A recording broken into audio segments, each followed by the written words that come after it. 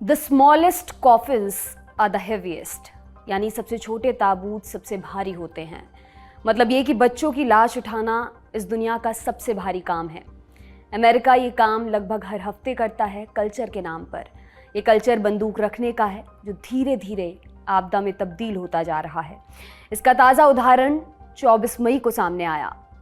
America के दक्षिण में टेक्सास नाम का एक राज्य है। मेक्सिको बॉर्डर से सटा हुआ, क्षेत्रफल और आबादी दोनों के लिहाज से अमेरिका में दूसरे नंबर पर टेक्सास के दक्षिणी कोने में युवाल्डी नाम का एक छोटा सा कस्बा पड़ता है। लगभग 16,000 लोग इसमें रहते हैं। आज से पहले तक कम ही लोगों ने युवाल्डी पर कभी गौर किया था। शायद ही उन्हें इस कस्बे की फिक्र रही होगी, लेकिन 24 मई को जो हुआ उसने युवाल्डी को पूरी दुनिया तक पहुंचा दिया है। बस वजह डरावनी है। उस सुबह युवाल्डी रोब एलिमेंट्री स्कूल में चंचलता बरस रही थी। इस स्कूल में 2nd, 3rd और 4th ग्रेड के बच्चों को पढ़ाया जाता है। अधिकतर बच्चे 7 से 10 साल की उम्र के बीच के होते हैं। 2 दिन बाद ही उनकी छुट्टियां शुरू होने वाली थीं। क्लास में उनका उत्साह देखते बनता था। बच्चे टीचर्स के साथ अपनी योजनाएं बांट रहे थे। कोई पिकनिक पर जाने की बात कर रहा था, किसी को शहर में रिश्तेदार के घर जाना था। कुछ बच्चे ऐसे भी थे जो घर पर ही छुट्टियां बिताने वाले थे। लेकिन उनका सारा प्लान धरा का धरा रह गया। 18 साल का एक नौजवान लड़का सल्वाडोर रामोस हाथ में राइफल लेकर स्कूल के अंदर घुसा और अंधाधुंध गोलियां बरसाने लगा। पहले गोलियां निकली, फिर चीखें और उसके बाद प्राण। ये सिलसिला तब तक चला जब तक कि पुलिस नहीं आ गई। पुलिस ने हमलावर को सरेंडर करने के लिए कहा, वो नहीं माना। फिर मुठभेड़ हुई। पुलिस ने हमलावर को मार गिराया। जब तक गोलीबारी बंद हुई तब तक 21 लोगों की सांस बंद हो चुकी थी। इनमें से 19 बच्चे थे। एक टीचर की मौत की खबर भी है। कई बच्चे अस्पताल में जिंदगी और मौत के बीच झूल रहे हैं। युवाल्डी की घटना के बाद अमेरिका में पुरानी परंपरा फिर से शुरू हो गई है। निंदा की, बहस की, गन वॉयलेंस बनाम गन राइट्स की बहस। एक धड़ा कहता है बंदूक रखना लोगों का संवैधानिक अधिकार है, इसे किसी भी कीमत पर छीना नहीं जा सकता। दूसरा धड़ा बंदूक रखने पर सख्त नियम की बात करता है। बंदूकों की खरीद बिक्री पर लगाम लगाने की मांग रखता है। ये बहस सालों से चलती आ रही है, अभी तक कुछ हल नहीं निकला। उल्टा मास शूटिंग की घटनाएं बढ़ी ही हैं। 14 मई को न्यूयॉर्क के बफेलो में एक सुपरमार्केट में मास शूटिंग की घटना हुई थी। इसमें 10 लोगों की जान चली गई। इस घटना में शामिल हमलावर भी 18 साल का था। 2022 के पहले 5 महीनों में अमेरिका में गन वायलेंस या मास शूटिंग की 215 घटनाएं दर्ज की जा चुकी हैं। 2021 में आंकड़ा 611 और 2020 में 417 पर रुका था। दोनों बरस अमेरिका कोरोना के कहर से जूझ रहा था। उस दौर में भी मास शूटिंग नहीं थमी। 2022 में दुनिया खुली है। अमेरिका में कोरोना प्रोटोकॉल्स कम हुए हैं, पाबंदियां घटी हैं, लोग अपने अपने घरों से बाहर निकलने लगे हैं। पूरी आशंका है कि युवाल्डी की घटना आखिरी नहीं होगी। इस आशंका का कारण क्या है, विस्तार में आपको बताएंगे। साथ में जानेंगे टेक्सास के स्कूल में क्या क्या हुआ, अमेरिका के गन कल्चर की पूरी कहानी क्या है और तमाम कोशिशों के बावजूद गन वायलेंस पर लगाम क्यों नहीं लग रही है। नमस्कार, मेरा नाम है दिव्यांशी और आप देखना शुरू कर चुके हैं दी लल्लन टॉप का अंतर्राष्ट्रीय प्रसंगों से जुड़ा रोजाना का कार्यक्रम दुनियादारी।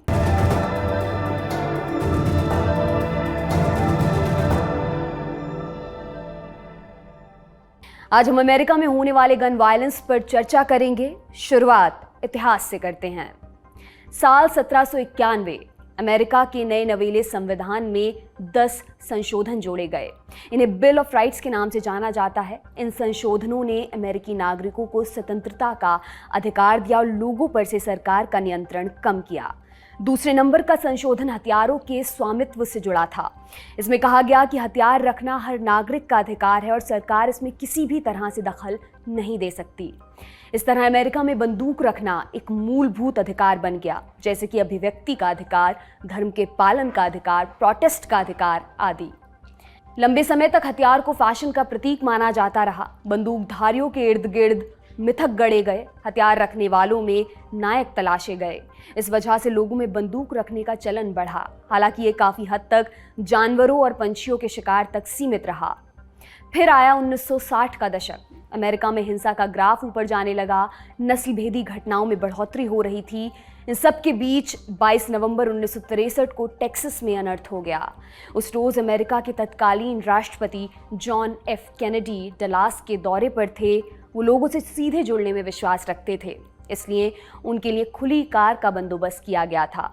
बीच रास्ते में ही उनको गोली मार दी गई। अस्पताल जाते जाते उनकी जान जा चुकी थी।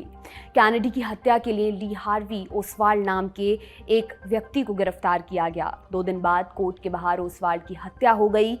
इस कांड ने कैनेडी की हत्या के बहुत सारे राज हमेशा के लिए बंद कर दिए थे, लेकिन एक राज खुल चुका था, वो ये कि ओसवाल्ड के पास बंदूक कहाँ से आई। पता चला कि उसने नेशनल राइफल एसोसिएशन यानी कि NRA की एक मैगजीन में दिए ऐड के जरिए बंदूक मंगवाई थी। NRA का नाम आप याद रखिएगा, इसका जिक्र आगे भी आएगा। अभी कैनेडी पर फोकस रखते हैं। कैनेडी की हत्या के बाद बंदूकों की खरीद बिक्री को नियंत्रित करने की जरूरत महसूस हुई। इसको लेकर संसद में सुनवाई भी हुई, लेकिन कोई नतीजा नहीं निकला। उस समय तक बंदूकों के बाजार पर सरकार का मामूली नियंत्रण था। कोई भी व्यक्ति दुकान में जाकर किसी भी किस्म की बंदूक खरीद सकता था। 1938 में अमेरिकी संसद ने फेडरल फायर आर्म्स एक्ट यानी कि FFA पास किया। इसके तहत बाजार पर नियंत्रण रखने की कोशिश की गई। जानते हैं FFA में क्या व्यवस्था की गई। बंदूक बनाने वालों, आयात करने वालों और डीलर्स के लिए लाइसेंस लेना जरूरी हो गया। बंदूक बेचने वालों को कस्टमर का पूरा डेटा रखने के लिए कहा गया और क्रिमिनल रिकॉर्ड वाले लोगों को बंदूक बेचने पर पाबंदी लगा दी गई। इन नियमों से उम्मीद तो बहुत थी, लेकिन कोई बड़ा बदलाव देखने को नहीं मिला। 1960 के दशक में कई हाई प्रोफाइल हत्याएं हुई। इन हत्याओं में अनियंत्रित बंदूकों की बात सामने आई। राष्ट्रपति कैनेडी की हत्या के बाद चर्चा तो हुई, लेकिन संसद किसी नतीजे पर नहीं पहुंच पाई। फिर आया साल 1968 का। अप्रैल महीने में मार्टिन लूथर किंग जूनियर और जून में न्यूयॉर्क से सेनेटर बॉबी कैनेडी की हत्या हो जाती है। बॉबी कैनेडी की हत्या ब्रेकिंग पॉइंट साबित हुई। राष्ट्रपति लिंडन बी जॉनसन ने संसद पर दबाव डाला, तब जाकर गन कंट्रोल एक्ट यानी कि GCA पास हुआ। GCA ने 1938 के FFA की जगह ली थी। नए कानून के तहत बंदूक खरीदने वालों के लिए 21 वर्ष की न्यूनतम उम्र सीमा तय की गई। मानसिक रूप से विक्षिप्त अपराधी और कई कैटेगरी के लोगों को हथियार खरीदने से रोक दिया गया। फायरआर्म्स इंडस्ट्री पर लगाम लगाया गया। लाइसेंस और सीरियल नंबर को अनिवार्य बना दिया गया। कुछ किस्म के हथियारों के आयात पर बैन लगा दिया गया। इस कानून ने अमेरिका में पहली बार गन कल्चर को लेकर नियम तय करने की कोशिश की। हालांकि समय समय पर इसमें नए नियमों की जरूरत महसूस होती रही। 1993 में बिल क्लिंटन अमेरिका के राष्ट्रपति बने। उसी साल क्लिंटन ने Brady handgun violence prevention act पर दस्तखत किए। इसके जरिए 1968 के गन कंट्रोल एक्ट में संशोधन किया गया। इस एक्ट का नामकरण जेम्स ब्रैडी के नाम पर किया गया था। ब्रैडी रोनाल्ड रीगन के समय व्हाइट हाउस के प्रेस सेक्रेटरी थे। मार्च 1981 में रीगन पर जानलेवा हमला हुआ था।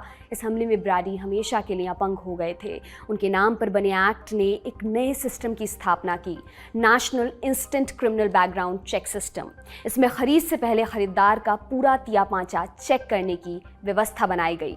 NICS को FBI चलाती है। 1994 में क्लिंटन ने असॉल्ट वेपन्स को बैन करने वाले बिल पर भी साइन किया। इसमें 19 तरह के मिलिट्री स्टाइल और असॉल्ट हथियारों को बनाने और बेचने पर पाबंदी लगा दी गई। इन हथियारों में AR-15 राइफल भी शामिल था। 1994 वाला कानून महज 10 सालों तक ही चल पाया। 2004 में यह कानून एक्सपायर हो गया। इसे अभी तक रिन्यू नहीं किया जा सका है। एक दिलचस्प बात बताते हैं। युवाल्डी में हुई घटना में हमलावर ने AR-15 असॉल्ट राइफल का ही इस्तेमाल किया है। अमेरिका के गन कल्चर में अगला बड़ा पड़ाव 2008 के साल में आया। सुप्रीम कोर्ट ने डिस्ट्रिक्ट ऑफ कोलंबिया बनाम हेलर के केस में दूसरे संशोधन को बरकरार रखा। अदालत ने कहा कि संविधान अमेरिकी नागरिकों को बंदूक रखने का अधिकार देता है और कोई स्टेट इस अधिकार को नहीं छीन सकता। अदालत ने यह भी कहा कि लोग स्टेट मिलिशिया के अलावा आत्मरक्षा और वैध कारणों के लिए भी बंदूक रख सकते हैं। इस फैसले ने गन कल्चर के समर्थकों को कानूनी वैधता दे दी। हमने एपिसोड के बीच में नेशनल राइफल एसोसिएशन यानी NRA का जिक्र किया था। NRA अमेरिका की सबसे बड़ी और सबसे ताकतवर गन लॉबी है। इसकी स्थापना 1871 के साल में हुई थी। 2018 की रिपोर्ट के अनुसार NRA के लगभग 50 लाख सदस्य हैं। सुप्रीम कोर्ट के फैसले के बाद एनआरए ने बंदूक को सेल्फ डिफेंस से जोड़ दिया। लोगों को बंदूक रखने के लिए प्रोत्साहित किया गया, कैंपेन तक चलाए गए। एनआरए का रिपब्लिकन पार्टी पर बड़ा प्रभाव है। रिपब्लिकन यानी डोनाल्ड ट्रंप वाली पार्टी। अमेरिका के जिन भी राज्य में रिपब्लिकन पार्टी की सरकार है, वहां बंदूक की खरीद बिक्री को लेकर कानून बेहद लचीले हैं। टेक्सास भी इनमें से एक है। जब मास शूटिंग की घटना सामने आती है, तब एनआरए पर लगाम लगाने और बंदूक से जुड़े कानूनों को सख्त बनाने की मांग उठती है। ऐसी ही एक पहल बराक ओबामा के कार्यकाल में शुरू हुई थी। दिसंबर 2012 में 20 साल के एडम लेंजा ने सैंडी हुक एलिमेंट्री स्कूल में गोलीबारी की। इस घटना में 26 लोग मारे गए थे, इनमें से 20 बच्चे थे। लेंजा अपनी मां की हत्या करने के बाद स्कूल आया था। बाद में उसने खुद को भी गोली मार ली। जांच में ये पता चला कि लेंजा मानसिक बीमारी से जूझ रहा था। सैंडी हुक अमेरिका के किसी एलिमेंट्री स्कूल में मास शूटिंग की सबसे बड़ी घटना थी। यह रिकॉर्ड आज तक बना हुआ है। ओबामा ने बैकग्राउंड चेक और कुछ किस्म की बंदूकों पर रोक लगाने की कवायद शुरू की, लेकिन उनका काफ़ी विरोध हुआ। जो बाइडेन ओबामा के कार्यकाल में उपराष्ट्रपति थे, उन्होंने गन लॉबी का प्रभाव और उनका विरोध करीब से देखा है। अब उनके सामने वही चुनौती खड़ी है। टेक्सास के युवाल्डी एलिमेंट्री स्कूल की घटना से पुरानी यादें ताज़ा हो गईं। बाइडेन ने अपनी प्रेस कॉन्फ्रेंस में गन कल्चर पर रोक लगाने की बात कही, लेकिन उन्हें इसमें सफलता मिल पाएगी, इसकी संभावना बेहद कम है। ये था हमारा बड़ी खबर सेगमेंट। अब सुर्खियों की बारी। पहली सुर्खी पाकिस्तान से है। पूर्व प्रधानमंत्री इमरान खान कुर्सी से हटने के बाद लगातार शहबाज सरकार पर हमला कर रहे हैं। 25 मई को इमरान का आज़ादी मार्च राजधानी इस्लामाबाद पहुंचा। उससे पहले ही सरकार ने मार्च रोकने की पूरी तैयारी कर ली। आंतरिक मामलों के मंत्री राणा सनाउल्लाह ने साफ कर दिया कि प्रोटेस्टर्स को राजधानी में घुसने नहीं दिया जाएगा। मार्च को रोकने के लिए पुलिस के साथ साथ बैरिकेडिंग लगाई गई। राजधानी की तरफ जाने वाली सड़कों पर कंटेनर्स लगाए गए। कई जगहों पर सड़कों में तोड़फोड़ भी की गई ताकि रैली आगे ना बढ़ पाए। इमरान की पार्टी पाकिस्तान तहरीक इंसाफ इसके खिलाफ इस्लामाबाद हाईकोर्ट पहुंच गई। हाईकोर्ट ने कहा कि सुप्रीम कोर्ट के गाइडलाइंस का पालन करें। आनन फानन में सुप्रीम कोर्ट में याचिका दायर की गई। सुप्रीम कोर्ट ने इस्लामाबाद के चीफ कमिश्नर को वैकल्पिक रास्ता देने का आदेश दिया है। इन सब के बीच इमरान भी रैली में पहुंचे। कई जगहों पर पुलिस और प्रदर्शनकारियों के बीच झड़प की खबरें भी सामने आईं। इमरान इस रैली से चाहते क्या हैं, ये भी आपको बताते हैं। उनकी मांग है कि नेशनल असेंबली को भंग करके तुरंत चुनावों का ऐलान किया जाए। इमरान की मांग पर सरकार का जवाब भी आया। शहबाज सरकार के एक मंत्री ने कहा कि हम नेशनल असेंबली भंग करना चाहते थे, लेकिन रैली ने हमारा मन बदल दिया है। इस मामले में जो भी अपडेट होगा वो हम आप तक पहुंचाते रहेंगे। दूसरी सुर्खी जापान से है। 24 मई को राजधानी टोक्यो में क्वाड समिट हुई। इसमें भारत के प्रधानमंत्री नरेंद्र मोदी के अलावा अमेरिका के राष्ट्रपति जो बाइडेन, ऑस्ट्रेलिया के प्रधानमंत्री एंथनी अल्बनीज और जापान के प्रधानमंत्री फुमियो किशिदा ने हिस्सा लिया। क्वाड के बारे में हम दुनियादारी और लल्लन टॉप शो में लगातार आपको बता रहे हैं। वीडियोस का लिंक आपको डिस्क्रिप्शन बॉक्स में मिल जाएगा। अभी हम समिट के बीच घटी एक घटना का जिक्र करेंगे। जिस समय चारों देशों के टॉप लीडर आपसी सहयोग बढ़ाने पर चर्चा कर रहे थे, उसी समय चीन और रूस के 4 फाइटर जेट्स जापान की हवाई सीमा के पास मंडराने लगे। इसके बाद जापान ने अपने फाइटर जेट्स भी हवा में भेज दिए। हालांकि किसी ने एक दूसरे की सीमा का उल्लंघन नहीं किया। जापान ने चारों फाइटर जेट्स की तस्वीरें भी जारी की। रूस ने फाइटर जेट्स की उड़ान को रूटीन मिलिट्री ड्रिल बताया है, लेकिन इसकी टाइमिंग को लेकर सवाल उठ रहे हैं। क्वाड समिट में रूस यूक्रेन युद्ध और चीन का मुद्दा सबसे अहम रहा। क्वाड ने चीन के बढ़ते प्रभाव को रोकने के लिए कई नए प्रोग्राम्स लॉन्च किए हैं।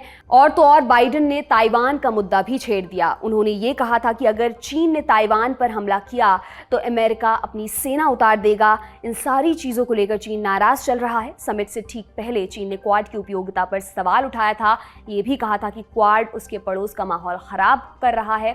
जानकारों की माने तो फाइटर जेट्स की उड़ान के जरिए चीन ने रूस के साथ मिलकर संदेश देने की कोशिश की है। उसके संदेश का कितना असर होता है, ये देखने वाली बात होगी। आज की तीसरी और आखिरी सुर्खी का संबंध भी चीन से है। डेटा की एक लीक ने चीन के चेहरे से पर्दा उठा दिया है। मामला उइगर मुस्लिमों से जुड़ा है। चीन पर शिनजियांग में लाखों मुस्लिमों को डिटेंशन सेंटर्स में बंद करने का आरोप लगता रहा है। रिपोर्ट्स ये भी हैं कि उनके साथ दोयम दर्जे का सलूक किया जाता है, उनकी संस्कृति और उनकी पहचान को मिटाने की कोशिश की जाती है। चीन इन आरोपों को झूठा बताता है। पहले तो उसने डिटेंशन सेंटर के अस्तित्व से ही इनकार कर दिया, बाद में कहा कि इन लोगों को वोकेशनल ट्रेनिंग दी जा रही है। उइगर मुस्लिम अपनी मर्जी से सेंटर में जाते हैं, उनके साथ कोई ज़बरदस्ती नहीं की जाती।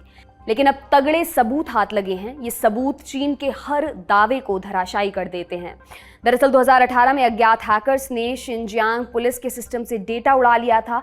इस डेटा को BBC, ला मोंडे और कई दूसरे मीडिया संस्थानों के साथ साझा किया गया। पड़ताल के बाद अब रिपोर्ट पब्लिश हुई है। इससे क्या क्या पता चला है आपको भी बताते हैं। हैक डेटा में कैंप्स की 5000 से अधिक तस्वीरें हैं। 3000 से अधिक तस्वीरें हिरासत में रखे गए उइगर मुस्लिमों की हैं। इन तस्वीरों में टॉर्चर और बदसलूकी साफ दिखती है। एक इंटरनल दस्तावेज भी हाथ लगा है। इसमें यह भी बताया गया कि कैंप कैसे चलाया जाए, कैदियों को कैसे काबू में रखा जाए और किन हथियारों से कैंप की सुरक्षा की जाए। डेटा में एक भाषण का जिक्र भी है। 2017 में शिनजियांग में कम्युनिस्ट पार्टी के एक सेक्रेटरी ने गार्ड्स को शूट करने का आदेश दिया था। गार्ड्स को स्पष्ट निर्देश था कि जो कोई भागने की कोशिश करे उसे गोली मार दी जाए। 2018 के एक भाषण में राष्ट्रपति शी जिनपिंग के एक आदेश का जिक्र है। रिपोर्ट के मुताबिक जिनपिंग ने डिटेंशन सेंटर्स की क्षमता बढ़ाने का आदेश जारी किया था। ये तो हुई रिपोर्ट की बात, इसका असर क्या होगा? इन दिनों UN की human rights chief Michelle Bachelet Xinjiang के दौरे पर हैं। वो 2018 से शिनजियांग में एंट्री देने की मांग कर रही थी। चीन अब जाकर राजी हुआ है। इस बात की संभावना ना के बराबर है कि उन्हें अपनी मर्जी से घूमने दिया जाएगा। हालांकि लीक्ड डेटा से सरकार के ऊपर दबाव जरूर पड़ेगा। देखना दिलचस्प होगा कि चीन अपने ही डेटा को झूठा साबित करने के लिए क्या कुतर्क गढ़ता है। उइगर मुस्लिमों के बारे में हम दुनियादारी में विस्तार से बता चुके हैं। देखने की इच्छा हो तो डिस्क्रिप्शन में दिए गए लिंक पर आप क्लिक कर सकते हैं। दुनियादारी में सुर्खियां यहीं तक। अब विश्व कविता का समय आ चुका है। आज हम आपके लिए चेक गणराज्य के कवि मिरास्लाव होलुब की कविता लेकर आए हैं। शीर्षक है सटीक समय के बारे में। अंग्रेजी से इस कविता का हिंदी में अनुवाद किया है यादवेंद्र ने। मछली हरदम सही सही जानती है उसको कहाँ जाना है और कब। इसी तरह परिंदों को होता है सही सही ज्ञान, काल और स्थान का भी। आदमियों में नहीं होता यह नैसर्गिक बोध, तभी तो उन्होंने शुरू किया वैज्ञानिक अनुसंधान। इसका खुलासा करने को मैं देता हूं एक छोटी सी मिसाल। एक सैनिक को कहा गया दागना है उसको ठीक 6 बजे हर शाम एक गोला। सैनिक था सो करता रहा यह काम पूरी मुस्तैदी से। जब उससे पूछा गया कितना सटीक रहता है उसका समय, तो वो सहजता से बोला पहाड़ी से नीचे शहर में रहने वाले घड़ी साज की खिड़की से देखता हूँ, वहाँ लगा हुआ है एक काल मापी यंत्र। उससे ज़्यादा सही और भला क्या हो सकता है। हर शाम 5:45 बजे उससे मिलाता हूँ अपनी घड़ी और चढ़ने लगता हूँ पहाड़ी पर लगी तोप की ओर। ठीक 5:59 पर मैं तोप में भरता हूँ गोला और घड़ी देखकर ठीक अगले ही मिनट गोला दाग देता हूँ। जाहिर था उसकी यह कार्य प्रणाली आना पाई सही थी, सटीक। अब जांचना था कि कितना सही था कालमापी यंत्र। सो घड़ी साज को फरमान सुनाया गया, साबित करे वो कि बिल्कुल सटीक है उसका यंत्र। बेतकल्लुफी से घड़ी साज बोला हुजूर, आज तक जितने भी कालमापी यंत्र बनाए गए हैं ये उन सब में सबसे सही है। तभी तो सालों साल से हर शाम दागा जाता है तोप का गोला ठीक 6 बजे। हर शाम बिला नागा मैं देखता हूँ इस यंत्र को, हर बार ये मुझे 6 बजाता हुआ ही दिखाई देता है। देखो तो आदमी को कितनी चिंता है, बिल्कुल चाक चौबंद और सटीक रहे समय। यह सोचते हुए मछली फिसल गई पानी के अंदर और आसमान भर गया परवाज भरते परिंदों से। कालमापी यंत्र है कि अब भी टिक टिक कर रहा है और दागे जा रहा है दनादन गोले।